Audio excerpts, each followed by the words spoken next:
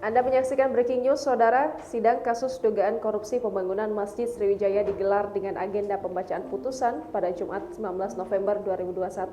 Pengadilan Tipikor Palembang akan melaksanakan vonis secara virtual dan disaksikan oleh keempat terdakwa, yakni Edi Hermanto, Syarifuddin, Yudi Arminto, dan Dwi Tridayani. Sebelumnya, Jaksa Penuntut Umum menuntut keempat terdakwa dengan hukuman 19 tahun penjara karena dinilai sudah melanggar ketentuan Pasal 2, Pasal 3 tentang tindak pidana korupsi. Hingga berita ini diturunkan, Majelis Hakim masih membacakan isi putusan terhadap keempat terdakwa.